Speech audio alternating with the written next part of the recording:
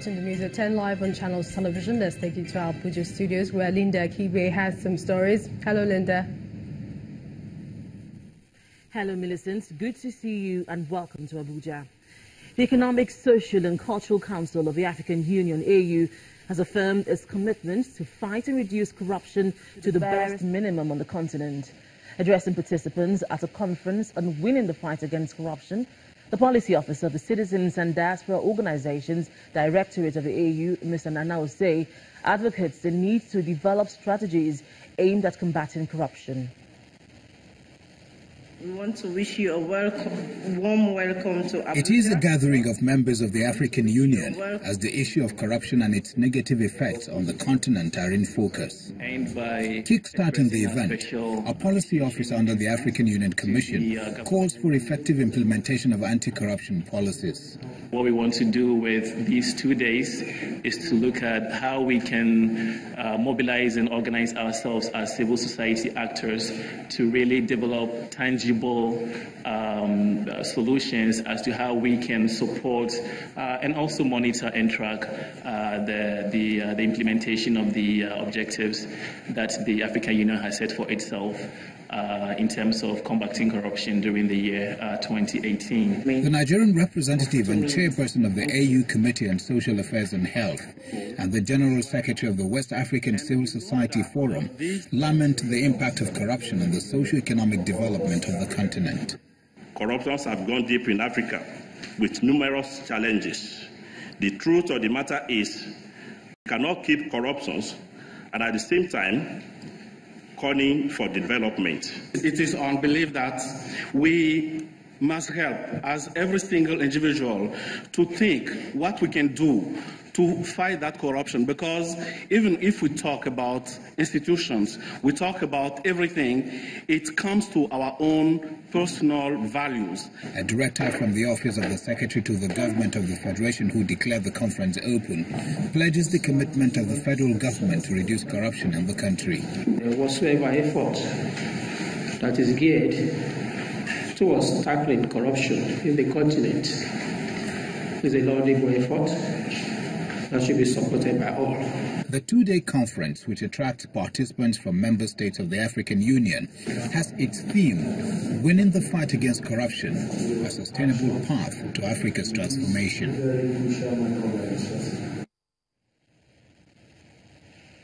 Meanwhile, African leaders have been challenged to ensure high-sensitivity surveillance, high quality of polio campaigns, and strengthened immunization to prevent the transportation and spread of the wild polio virus.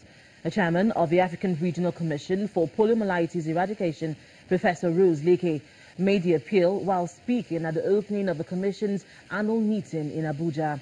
Professor Leke noted that Nigeria has sustained its interruption of the wild polio virus for the last 22 months following the 2016 outbreak. Our correspondent Amaka Okafor has a report. Participants at the annual general meeting of the African Regional Commission for Poliomyelitis Eradication holding in Abuja, Nigeria's capital. They are here to appraise the polio status in the continent, as explained by the chairman of the commission, Professor Rose Leke, who paints a picture of the current polio situation in Africa. Given the polio outbreak in Nigeria and Lake Chad Basin countries in 2016, and the CVDPV outbreaks in the Democratic Republic of Congo, DRC, Kenya, and Nigeria, the risks of importation and missing transmission are high in the African region. But she was quick to commend Nigeria for sustaining its interruption of the spread of the polio virus for the last 22 months. We applaud the efforts and commitment of the Nigerian government, which has resulted in no wild polio virus being detected in the past 22 months. The Nigerian Minister of Health gave the assurances of the Nigerian government to sustain the interruption of the virus. Would not be quick to state that we have successfully truncated transmission until every part of our beloved country is accessible to the vaccination and surveillance teams. The meeting will, amongst other things, review the progress and update report of national preparedness of 8 countries which have had outbreaks in the last 3 years, including Nigeria, Kenya, Central African Republic, South Sudan, Angola, Guinea-Bissau, and Mauritania. Amaka Okafor, Channels Television News. And that's all from Abuja. Back to you, Millicent. Thanks, Linda. The River State government has commissioned 24 blocks of 3-bedroom flats for civil servants in the state. Governor Nyesom Wike, while speaking at the inauguration ceremony, emphasized the importance of civil servants to a government system. He also advised them to adopt a maintenance culture to ensure durability. Our correspondent Emmanuel Ere reports. It is yet another inauguration in River State. This time, Governor Nyesom Wike is fulfilling his electoral promise to civil servants since he had promised them a better welfare package if elected as governor. He is accompanied by a former governor of Plateau State and a serving senator, Jonah Jang, and other government officials for the inauguration of the newly built civil servants' quarters in Port Harcourt. And if there is any request the governor wants from the people, it is for them to maintain the new building properly. Those of you who will stay here, you must sign an agreement that, look, this place will not be like this, so it will not be like this at all. Workers were interested in your welfare. That is why come 29th of this month, we are laying the foundation of the Labour House in the state. And by the grace of God, that Labour House will be commissioned. Latest December, it must be commissioned. The new building is meant for the workers, and the labour unions in the state are happy with this development. This struggle until we enter our houses. Amen. On behalf of the workers, they have said I should tell you thank you, and that you are solidly behind your administration. Former Governor of Plateau State, Jonah Jang, is the chairman of the event. He also speaks on the importance of maintaining public properties like this for the good of everyone. And there should be time for maintenance. And if we continue to maintain these buildings, they will last. If we continue to maintain what facilities we are putting for the people, they will last. And of the Son and of the Holy Spirit. The buildings comprise of 24 3-bedroom flats, all en suite, while the River State government is promising to do more for the workers in line with a special welfare program for them. Emmanuel Ere, Channels Television News. And rumor has it that oil prices are making a comeback, for the better or worse. Well, Kaido Kikyolu has the rest of the business stories.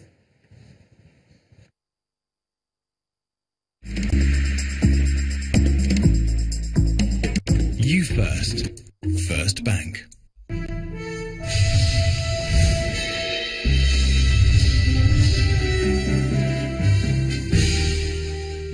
Thank you, Millicent, and welcome to Business News. Well, let's begin with this story.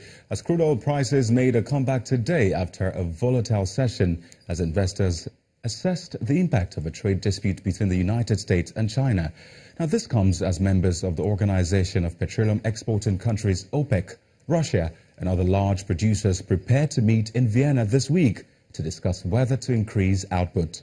U.S. oil benchmark, West Texas Intermediate crude ended today's session up 79%, or 1.2 cents to $65.85 per barrel, and that's from a 2-month low of $63.59, while the Brent crude futures rose by 2.6% to $75.32 per barrel at about 7:22 p.m. local time. Oil prices, particularly the WTI, initially fell to their lowest in at least 6 weeks earlier today after China announced that it could include energy exports from the U.S. in response to a trade dispute with Washington. And still on oil matters, trade in Nigerian crude remains restricted after more supply outages kept differentials under pressure.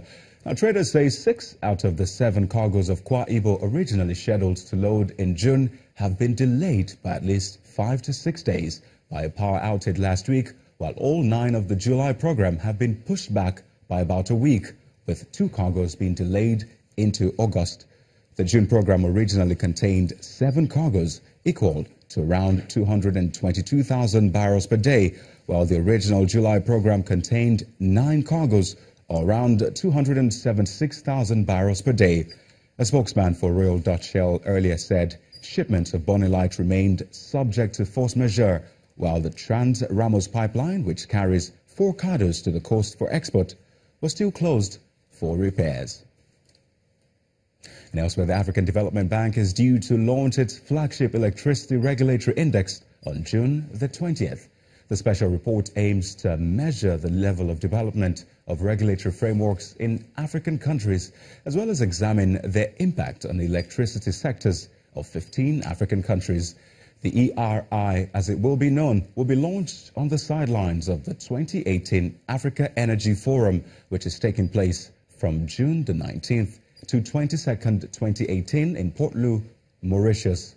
The index is part of its New Deal on Energy for Africa, targeting Africa's universal access to energy by 2025. And shares in South African insurer Liberty Holdings fell nearly 5% today and appeared set for their worst daily fall since February the 9th, after it became the victim of a cyber attack on Thursday last week. The company announced on Sunday that it became aware of the attack when an external party alerted the firm that it had seized data from the insurance and threatened to release it if it was not compensated for the hack. Liberty's Group Chief Executive David Monroe explained that the firm had engaged with external parties involved in the hacking, but made no concessions despite the attempted extortion. The company's biggest shareholder, Standard Bank, which has a 53% stake, says it supports the measures by the insurer, as the safety and security of customers' information remains its top priority.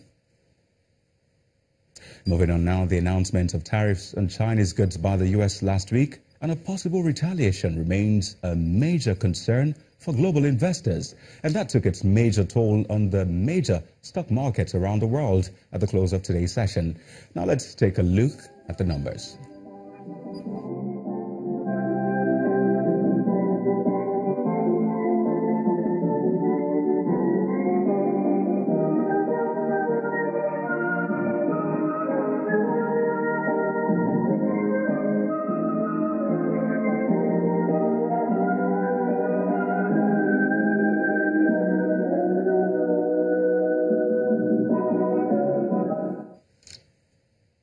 Well, that's business news. I am Kayode Okikiolu. It's now back to Millicent.